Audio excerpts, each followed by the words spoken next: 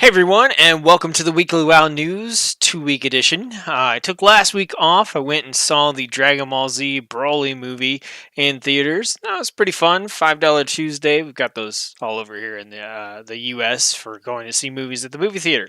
Honestly, it was a bit of a slow news week last week. Anyway, there was one big sort of piece of news which we're going to talk about towards the end of the video here.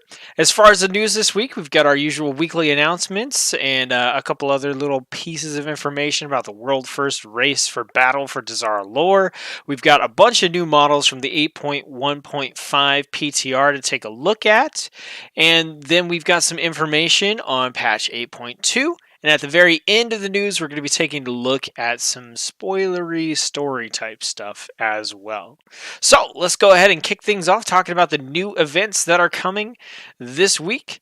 So we've got Battle for Dazara lore. LFR Wing 2 is opening up now, so we'll be able to get into that. We've got a pet battle bonus event, so extra experience gains from doing your pet battles this week. We've got our Mythic Plus affixes, Bolstering, Grievous, Tyrannical, and Reaping. And yeah, that's pretty much it. So in the last Weekly WoW News video, we talked about the pig mount that was coming out. Turns out that ended up being a shop mount that you could purchase for $25. I'm sure you probably heard about this already if you watch any sort of WoW YouTubers out there.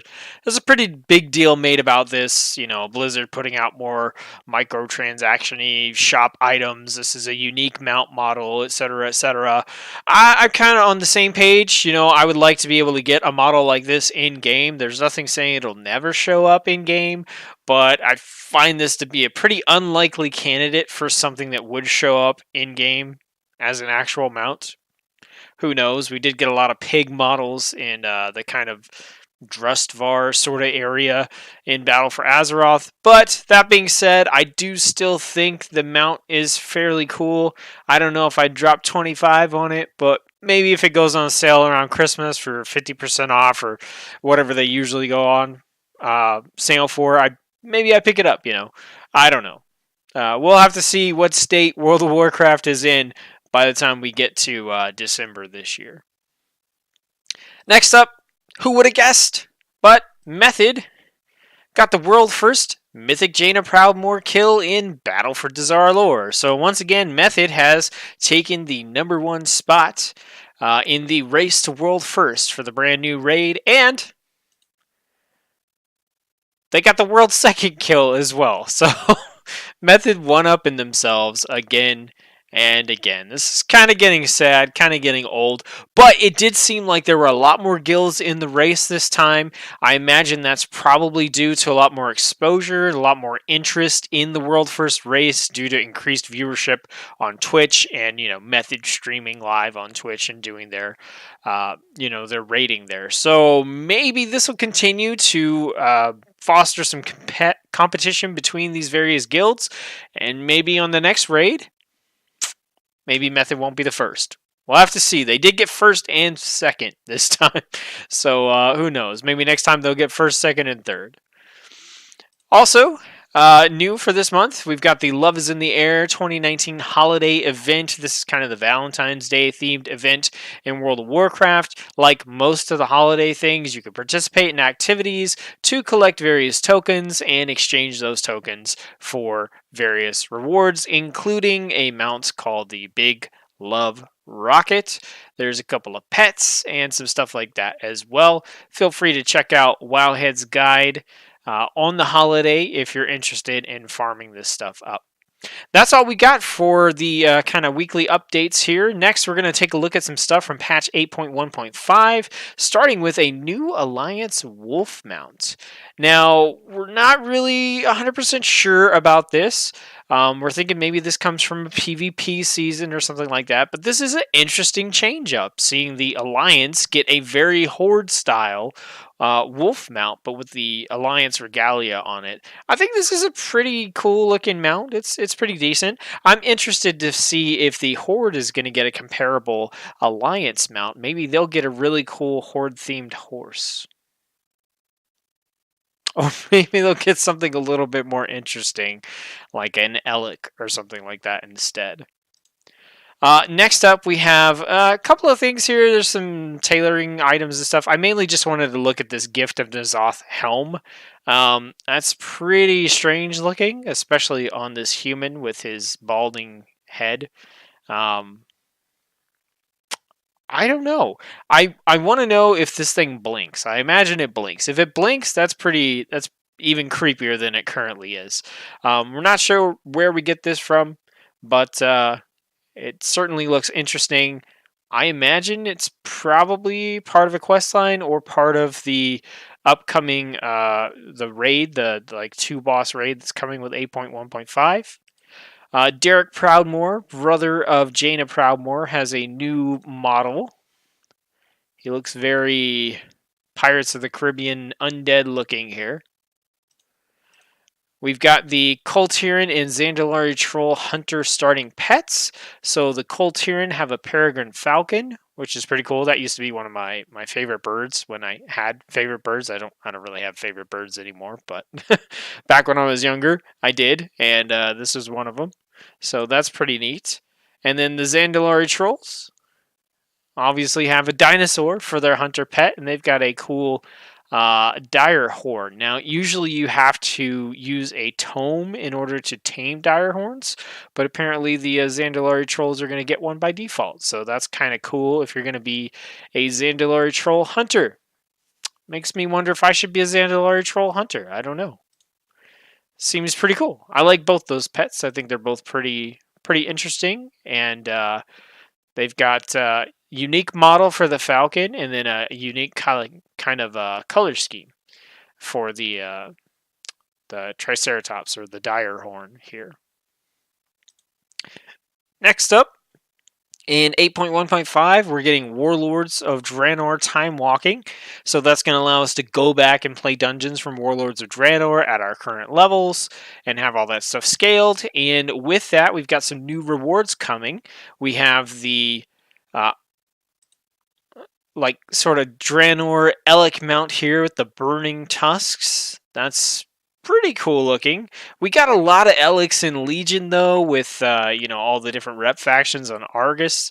So I'm kind of over Elecs if I'm being honest. Yeah, I don't know that I'd use this one, but it does look pretty cool for what it is. However, we do have the super awesome Burning Wolf, which I still think is just awesome. And I would love, love, love to get this mount. This is super cool.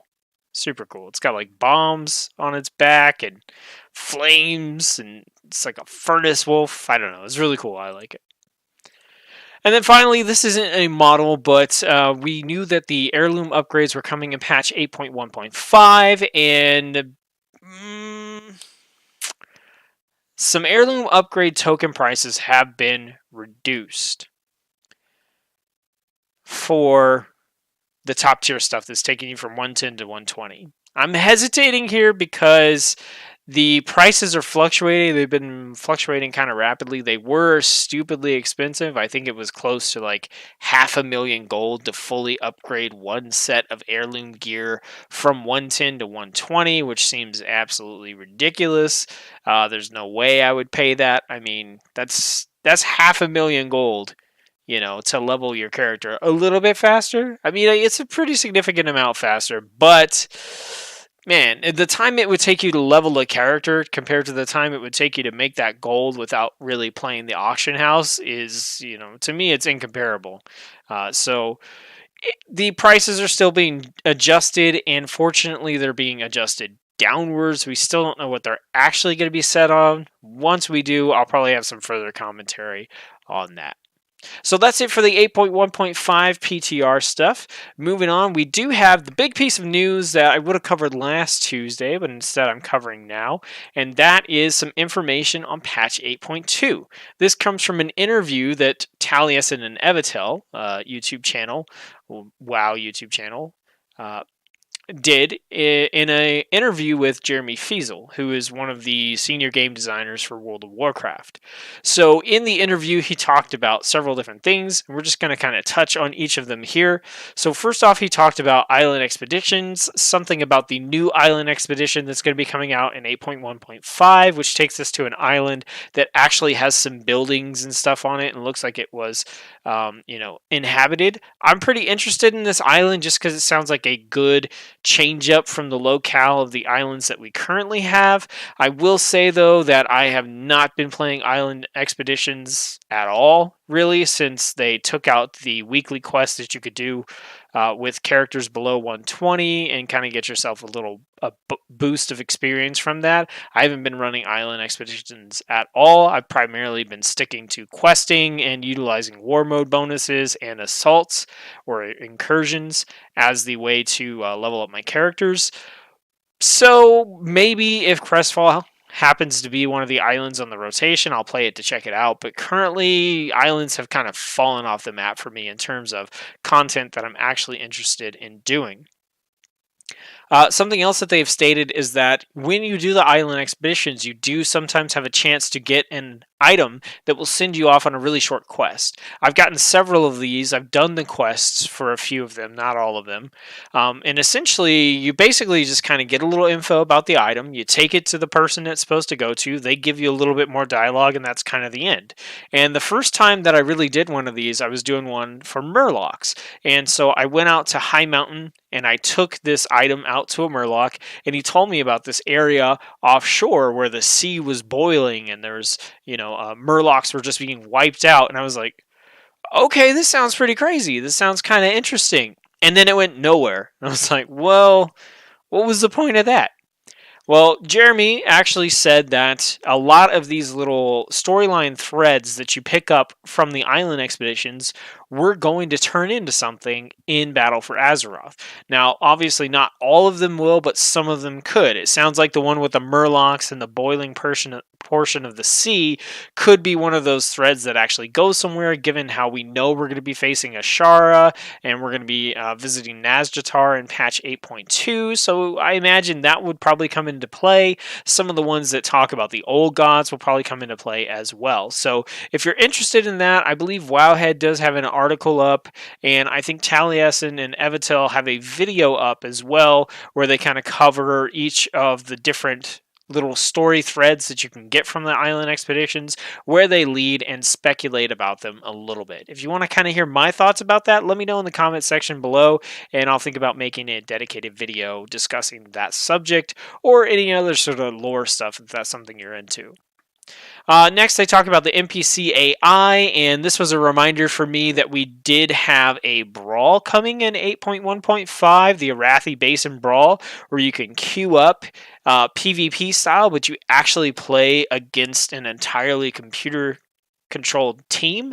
This sounds like something that's pretty interesting to me. I like that sort of competitive stuff where it's cooperative between players against the computer, preferably a really difficult computer setting. Like, I don't want to go in and just steamroll everything like you do in Warfronts, but I like to have a little bit of a challenge so you can coordinate and work together. That's going to be coming in 8.1.5, so we'll have to see how that plays out. But that is something that I am pretty much looking forward to getting a chance to try out and maybe play with a few different people. On my friends list and just see how it goes. We've got the Rise of Ashara. That's the official patch 8.2 name. Talked a little bit about the stories. Nothing too interesting here. We talked about the allied races. There are plans for more allied races beyond Coltirian and Zandalari, but they're not going to announce anything yet. They want to add the races that make sense. We've got Volpera, we've got Sethrak. I would love to have a Sethrak character. That would be super awesome. They're bringing in some older races. into like 8.2, like the Jinyu and stuff like that. So maybe they're trying to set them up for an allied race. There's a variety of races that could be possibilities for allied races in World of Warcraft. Personally, right now, top of my list is kind of, I think it's probably Ogre and Sethrak. Maybe I haven't given a whole lot of thought to it yet, but Sethrak, ever since I saw them, I've been like, yes, I want to be a snake person. I don't care how the helmets look. So we'll see what happens there. They talked a little bit about 8.2 versus 7.2 and how initially when 7.2 came out, it was kind of criticized for having a lack of content. And Blizzard is basically saying that 8.2 should be a lot better than that. And this is some interesting stuff here. So I do want to read these bullet points here and kind of comment on them because I think this is where the meat of whether or not 8.2 is going to be good rests on.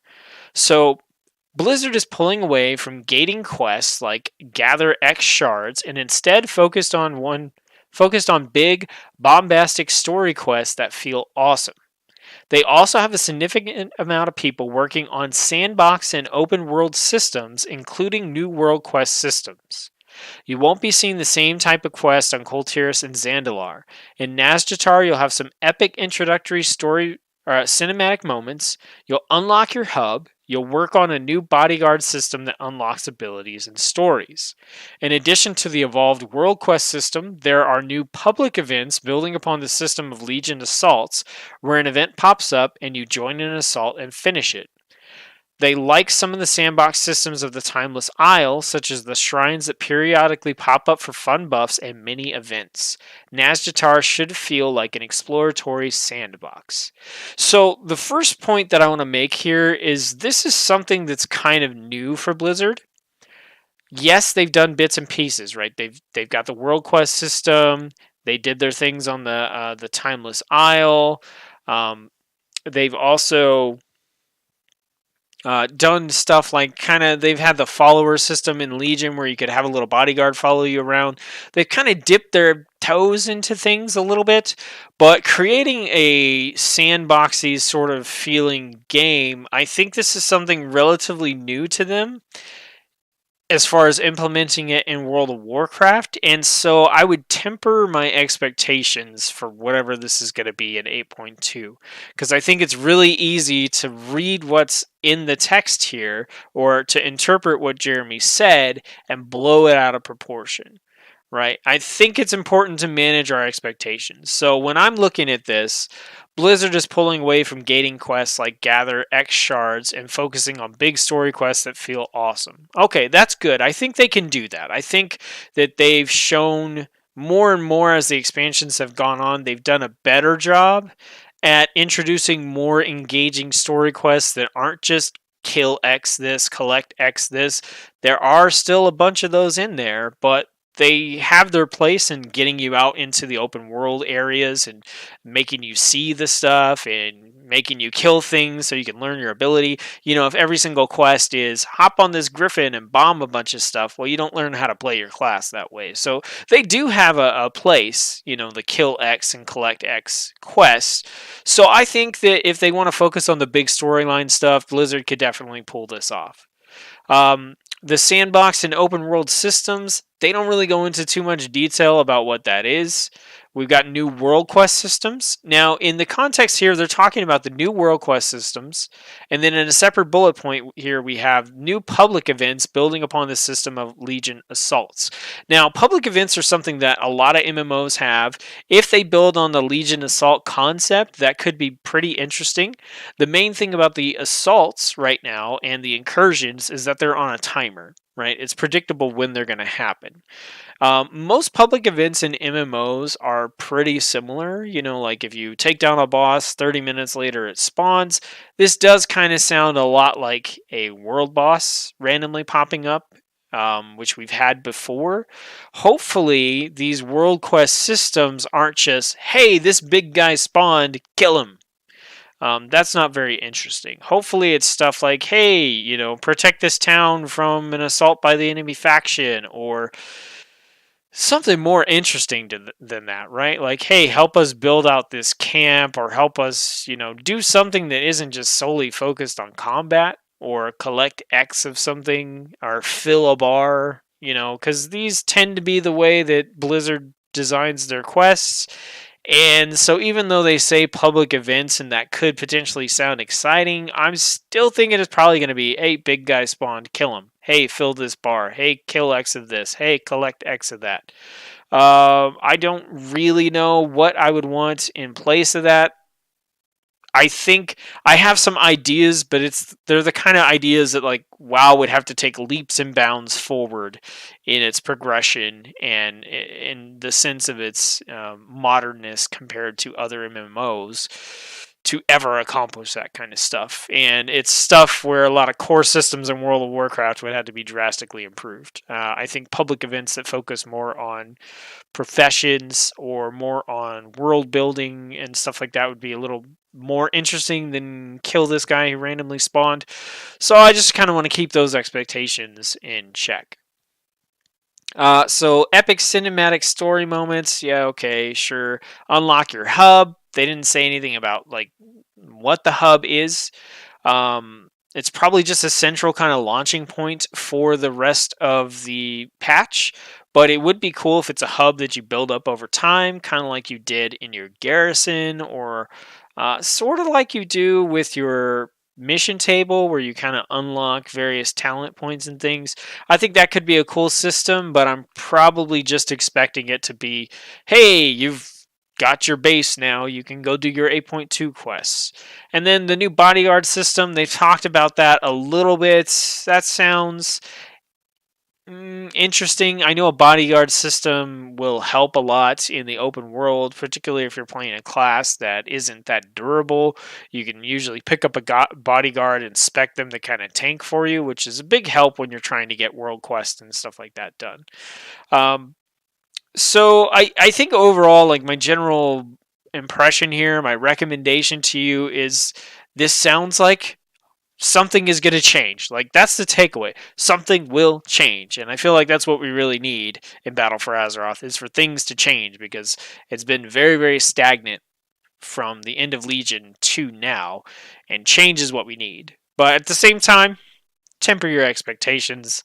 This is Blizzard. They're very iterative, and this is going to be the initial version of whatever they create. Just like Warfronts and Island Expeditions were the original iterations of those things. They're going to build upon the systems that they initially create to make better things. So I actually think that if they can take the step in this direction in 8.2, maybe that'll lead to a much more interesting 9.0. That's kind of where my head's at. I know I talked a lot about that, but I feel like this is the big, kind of chunky, meaty piece of this interview and the stuff that's really going to make or break whether or not World of Warcraft succeeds when 8.2 does come out. We talked about Mechagon. Mechagon is going to be coming in as a landmass and a mega dungeon like Karazhan. It's also going to have a different sort of content unlocking system compared to Nazjatar. Something they've said about Mechagon is you can gather various types of materials, turn them into an NPC, and you can get different mechanical rewards for that, like turning in a battery, spare parts, and scraps to get a spider bot. Blizzard's trying to push new ways to deliver cool stories to players.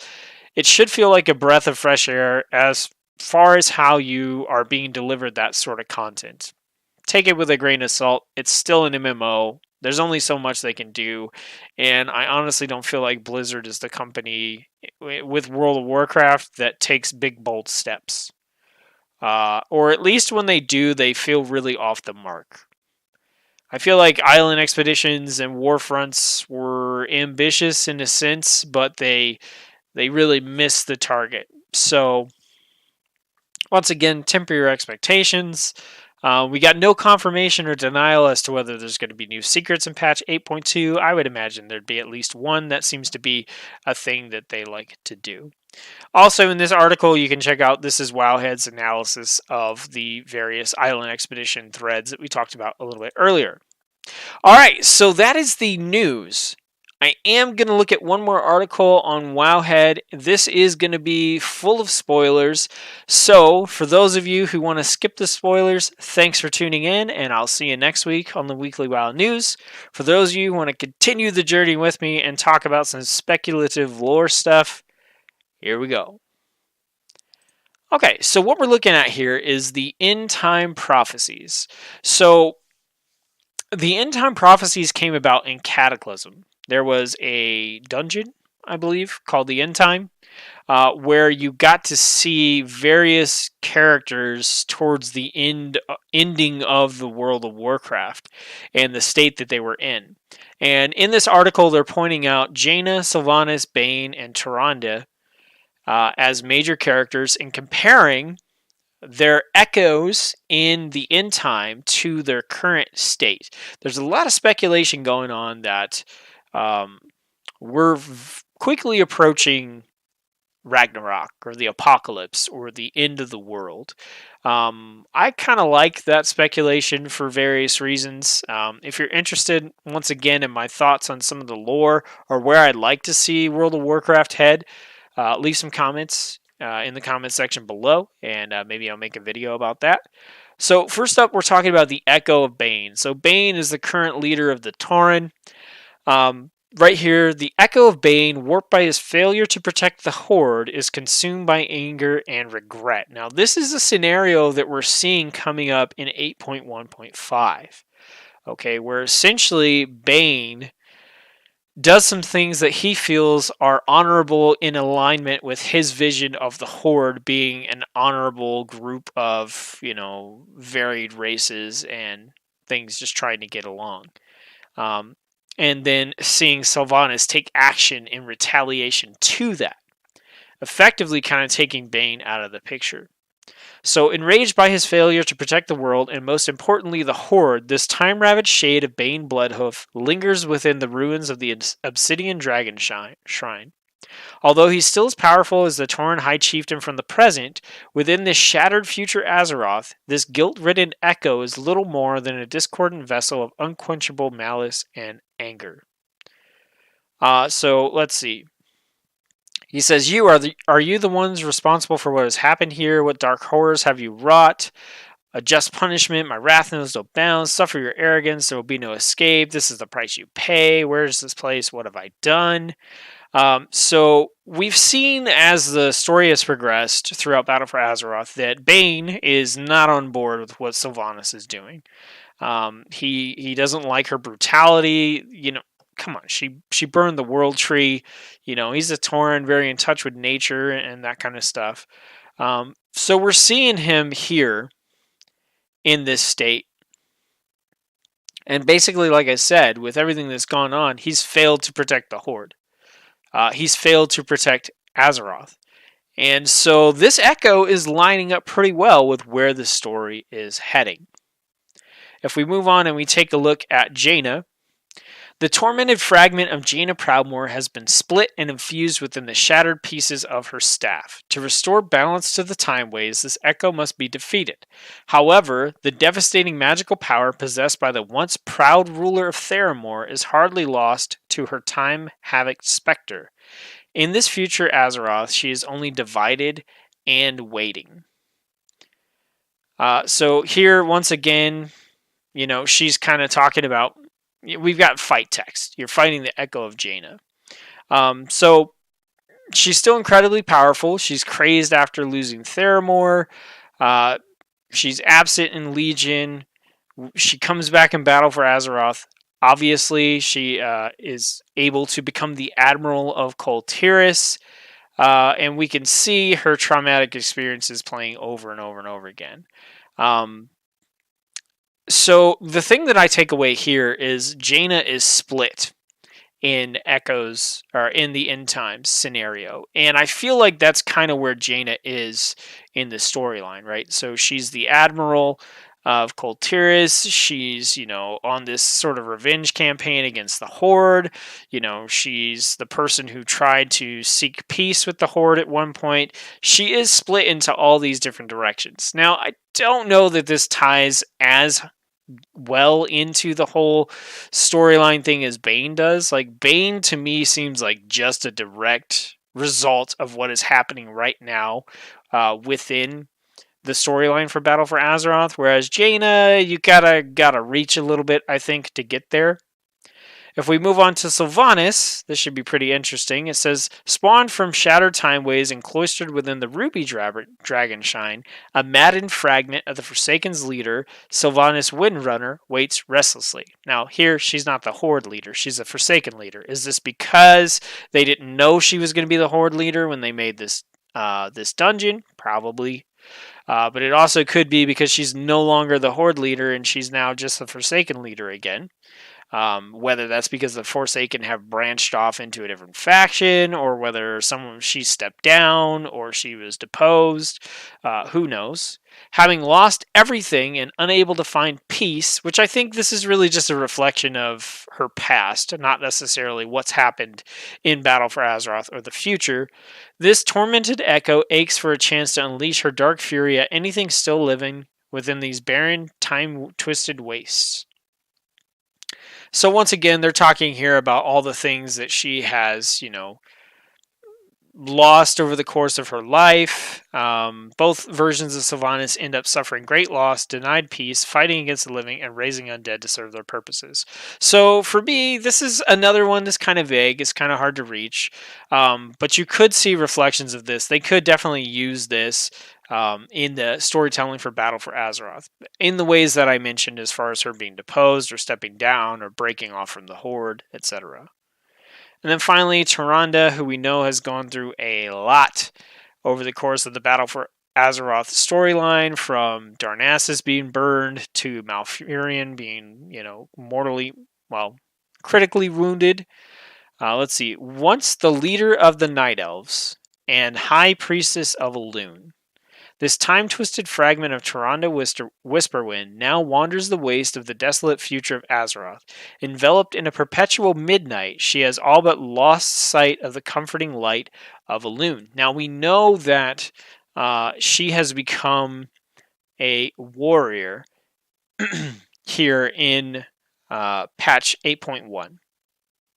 She's become the Night Warrior, which kind of harnesses Elune's power, but instead of reflecting it as light, it reflects it as shadow, as, the night.